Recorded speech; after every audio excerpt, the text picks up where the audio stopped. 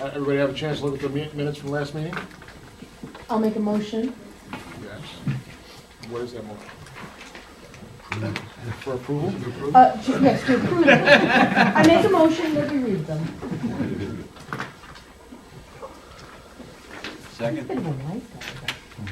All in favor? Aye. Correspondence, I have excused tonight Anne Marie Cross, Jim Venna, Stephen Aldy, Steve Kroll, Dale Lingenfelter, and Kevin Roberts.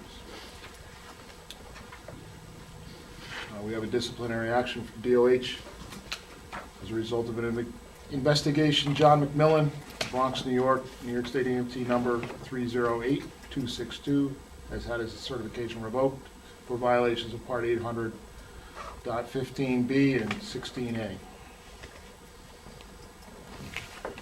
A little letter here from SUNY 5 Quad thanking us for our donation to the Brinkerhoff Scholarship, an expression of their pleasure with the current SUNY EMT class that's going on. Of course, applications from HVCC for paramedic original day and night, a refresher, and EMT original day and night. CON committee, Jim? Nothing pending at this time. Okay. Executive committee, Steve is not here, and that's where what do we report from there? So everything's brought here from there.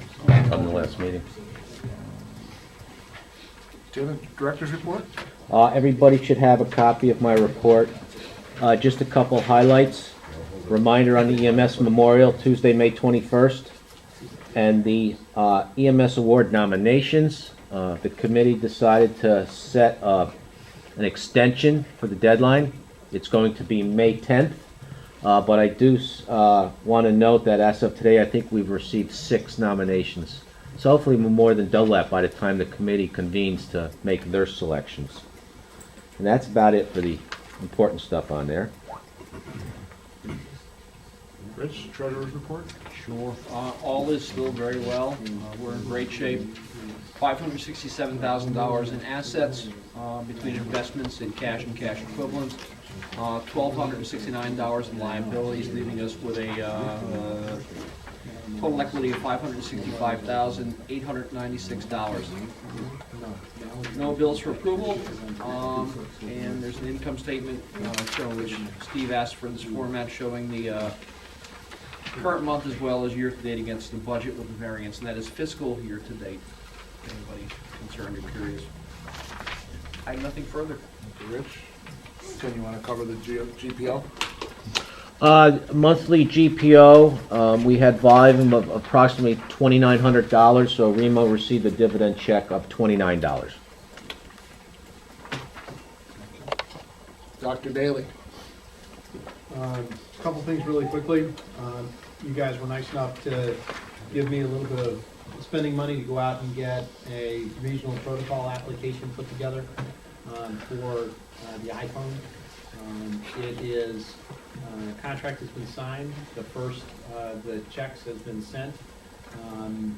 You had been nice enough to grant me $2,000 to go out and explore this option. Looks like it's going to cost us $1,000 rather than $2,000. It will be very similar to the Susquehanna regional app that's out there that some people have on their phones now.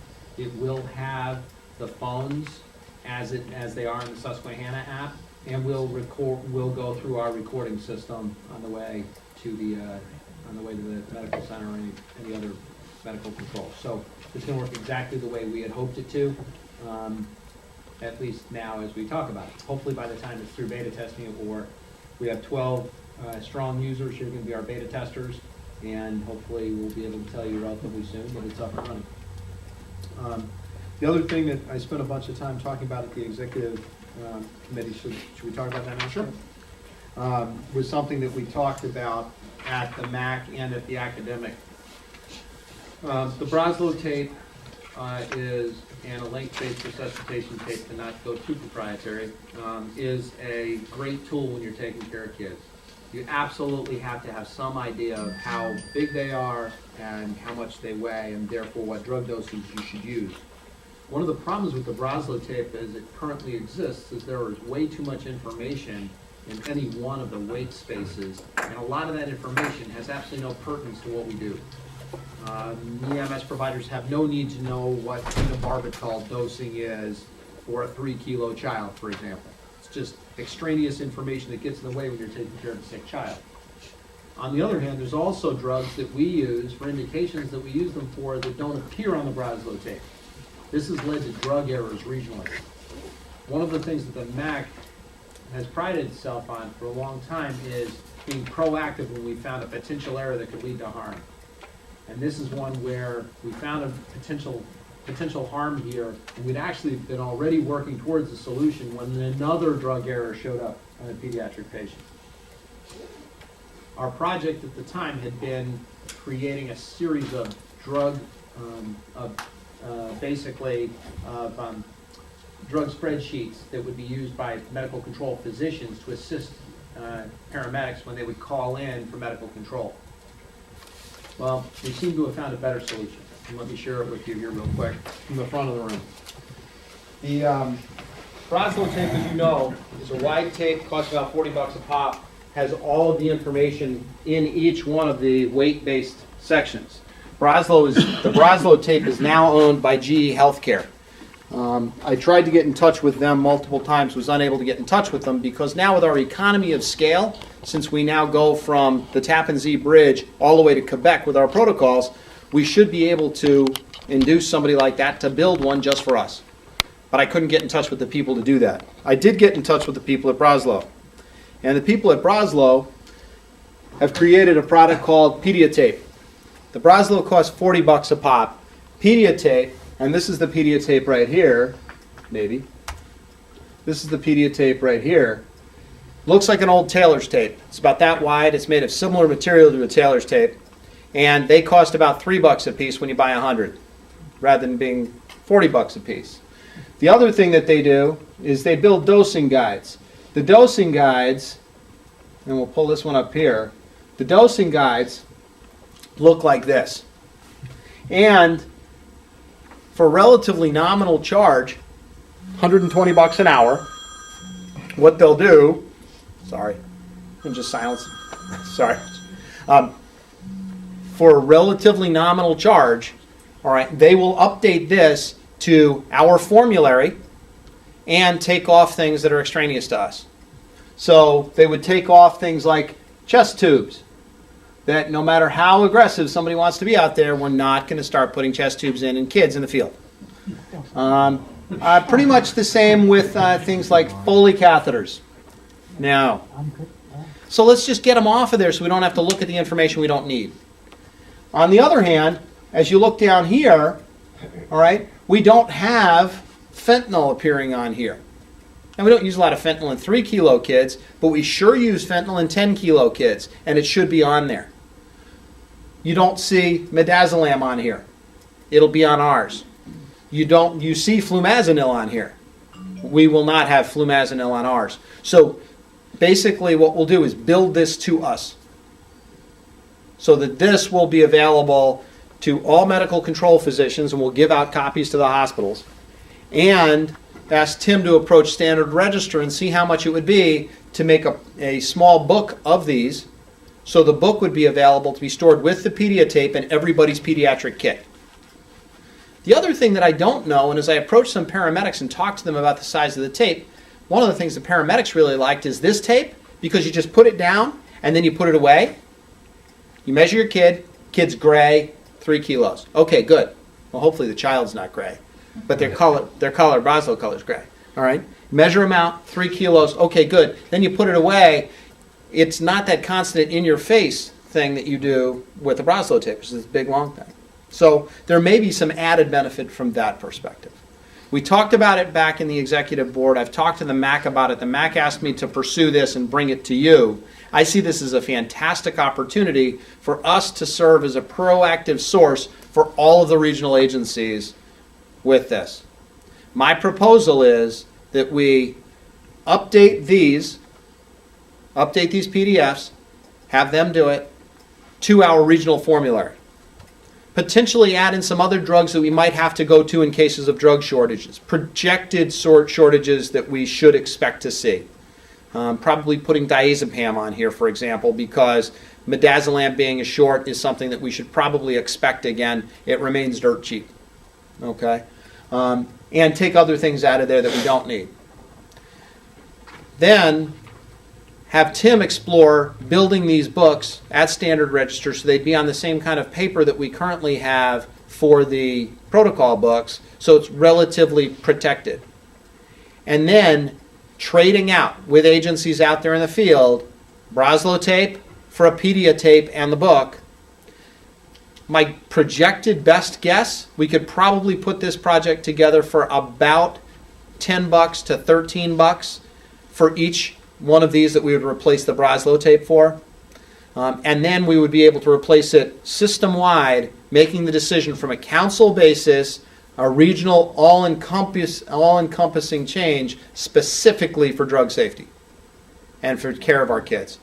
I think, frankly, this sounds like a great idea. Obviously, I do. I'm standing up in front of you telling you I think it's a good idea.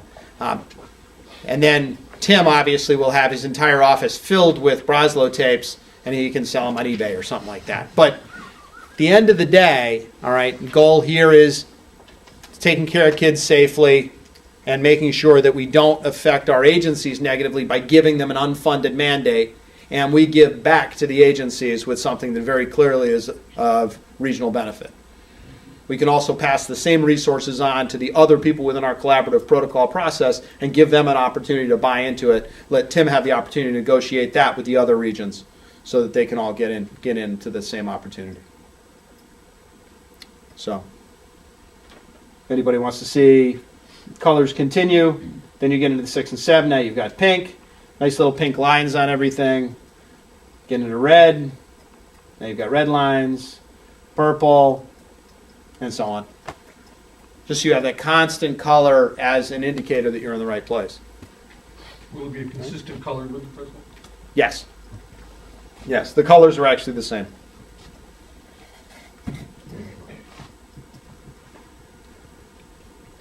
Any other questions for the doc? Did you Tony. integrate it into the app that you're doing? This actually will, the colors are the same for that safe dose that I sent around that a lot of people have downloaded and used already. But safe dose has got so much extraneous information that if you're looking for one drug in particular, it's very helpful. In some cases, it can be a whole lot of information all of a sudden right there. The physicians love it. Some of the paramedics have said it's too busy. Some say it's good. We can't get them to downgrade safe dose specifically for us. Well, I bet if I asked you for a lot of money, I bet we could. But as of right now, that's not something. That's something we're considering for the protocols moving forward, how to integrate pediatric dosing directly into the protocols. But that'll be a project for 2014. Anybody else? This comes as a motion seconded from the executive board for the doctor to pursue this and Tim to work with him for up to $5,000. See if we can move this forward. Any other questions? Vote for approval. Ayes? Aye. Any nays? All right, so it's approved. Thank you. You have any of your other doctor committees you need to? Talked about what is a signal and credentialing program back in the back. You want to cover them here or not? We talked about what is a signal at the academic committee. The formal definition of a signal regionally is going to be any invasive procedure other than blood glucometry. That does not include transfers between Article 28 facilities. All right, so if you're transferring a patient from Glens Falls to Saratoga or some other miscellaneous transfer between two hospitals, that does not count. All right. And the only other thing that I think that I would like to say is, I'm sure everybody in this room watched the goings-on in Boston last week.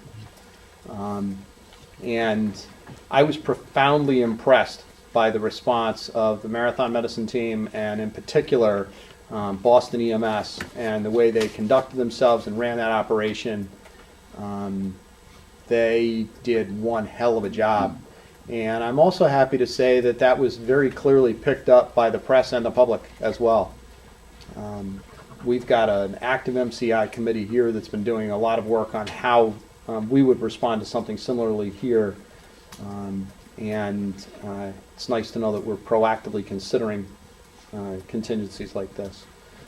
But that was absolutely horrific and handled as best as they possibly could. And I just salute Boston for what they've done with that.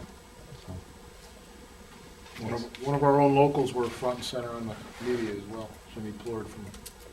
Jimmy Plord was one of the firefighters who was front and center, and actually my co-medical director from the Boston Marathon, or from the Hudson Mohawk Marathon, was actually working the medical tent and was also pulled into service for the injured. So we had a lot of local folks there. All right. Rich, you want to talk about the EMS Council? State Council, what I understand, there's a possibility of a fall meeting, but probably nothing before then. So nothing further to report. And nothing, we have not heard back from our two nominees. That's correct, yeah. This Remsco made 2 nominations and neither one has heard back. Nurses Committee, Carol, you want to? Sure, we met on March 28th here at Remo. Tim hosted for us. Anne Marie Cross was out of town, roughing it in Disney. And so it was a small meeting. Some folks from Columbia Memorial came, Saratoga and Greene County EMS, and discussed a few things. The Remo EMS banquet is going to be hosted on October 16th at the Gideon Putnam by Saratoga Hospital, which is very nice of them. And it's nice that Columbia Memorial came to the meeting, and they were, unfortunately, there aren't enough other hospitals to give them some assistance. They're looking at restocking issues as well. So seems to be a global issue at times.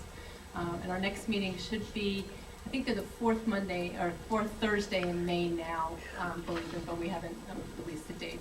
We switched it from third to fourth, so I guess now being we don't have a location as of yet. Thank you, Carol. TJ, MCI Committee? Yeah, Doc gave a good lead into that. As you know, it is first and foremost on the front burner, and all these instances really, again, bring that up to light.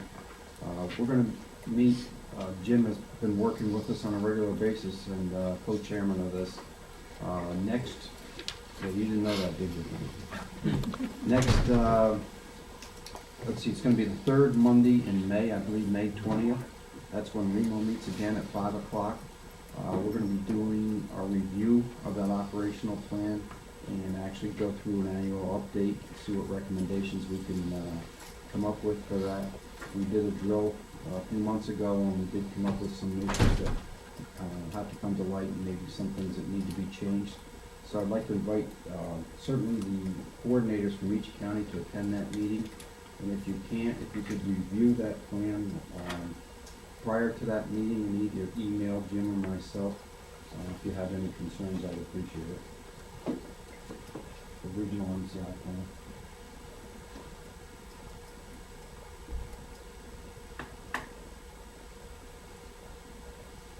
All set. Membership Committee? Nominating Committee? Yeah. Nothing going on, okay. QI Committee, Jim? It's actually not me, but Oh. kind of a holdover probably from previous meetings.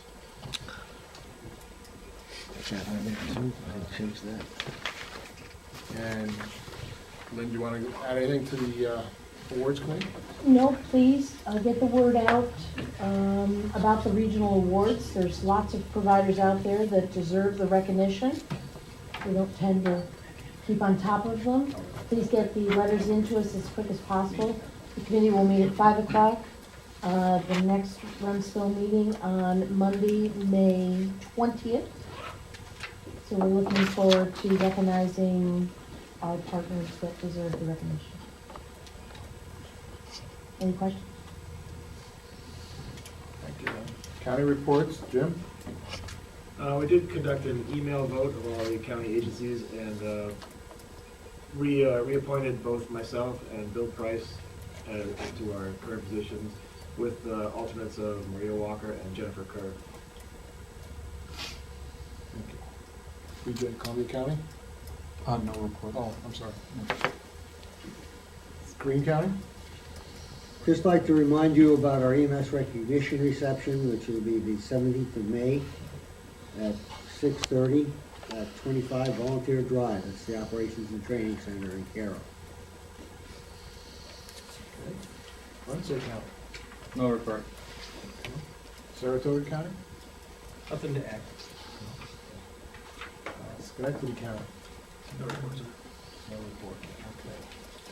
Only new business we have is, I got a course sponsorship application here from Mohawk Ambulance for BLS course sponsorship.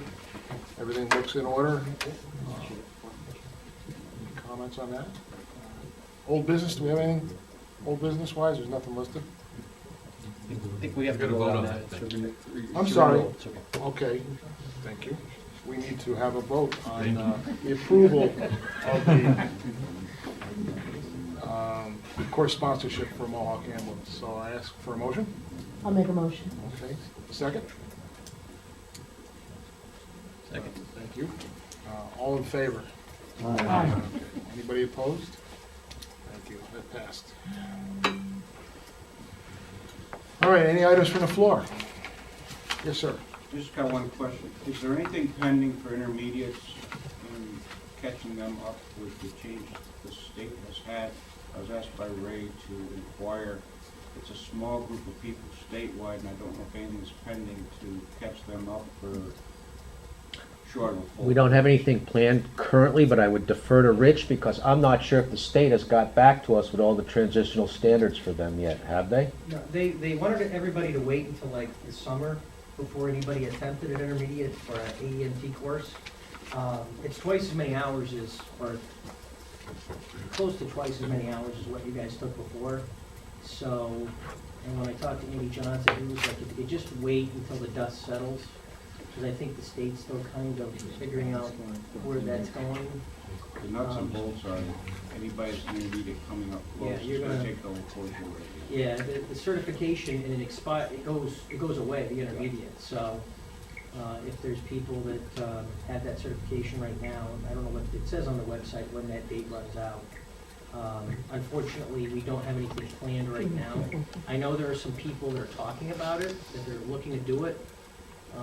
The problem with it is, and it's been, I know Mike McAvoy talked about it at one of the CIC updates or CLA updates, the hours doubled, but the reimbursement from the state did not. Oh, yeah. So unfortunately, not saying in a business sense, but unfortunately, the tuition would have to be a lot more for somebody to be able to afford to do a course like that. So it's unfortunate, but it's, the money talks, and it's gonna limit how much those classes are gonna occur. Intermediates like myself turn into a pumpkin in June 14th. Yep, June 2014. 2014, right. The sense we got was the state was somewhat angling to push them to CC or paramedic basically, or back to EMT, but that was just an internal thing. I talked to the state, and they thought, Gene Taylor thought that the AEMT was a great thing. It would be a great, like a mini critical care tech. You could have people like that that would be able to, it's a national level too. But I haven't talked to her or anything more about it since then. It's just, I think the state's limited on what they can do. They don't have a lot of manpower, and they're being cut like all the time, so That we would fall in. unfortunately. To see how many intermediates. Any other items from the floor? I don't think we'll see. Just a reminder that our next meeting is on May 20th because of the holiday, the third Monday, not the fourth. Motion for adjournment? Lynn's motion for adjournment? Second. All in favor? Aye.